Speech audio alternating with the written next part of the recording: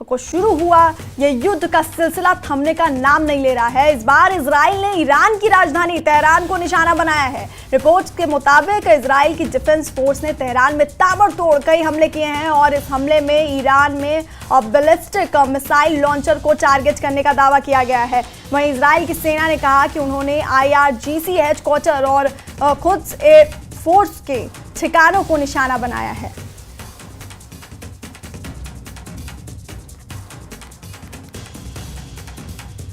Israel और Iran के बीच ये भीषण जंग जारी है और 13 जून को ये युद्ध शुरू हुआ था और अब इसका थमने का नाम नहीं ले रहा है। इस बार इजराइल ने ईरान की राजधानी तेहरान को निशाना बनाया और रिपोर्ट्स के मुताबिक इजराइल के डिफेंस फोर्स ने तेहरान में ताबड़तोड़ कई हमले किए हैं और इस हमले में ईरान में बैलिस्टिक मिसाइल लॉन्चर को टारगेट करने का दावा किया गया है।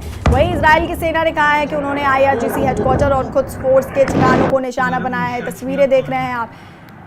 ये जो युद्ध शुरू हुआ है, ये जो जंग शुरू हुआ है, वो अब खतरनाक मोड़ ले रहा है और इस बार इजराइल ने ईरान की राजधानी तेहरान को निशाना बनाया है और इजराइल की डिफेंस फोर्स ने तेहरान में ताबड़तोड़ कई हमले किए हैं, ऐसे रिपोर्ट सामने आए हैं और इस हमले में ईरान में बैलिस्टिक मिसाइल लॉन्चर को टारगेट करने का दावा किया गया है। और इजराइल की सेना ने कहा कि उन्होंने IRGC हेडक्वार्टर और खुद फोर्स के ठिकानों को निशाना बनाया है।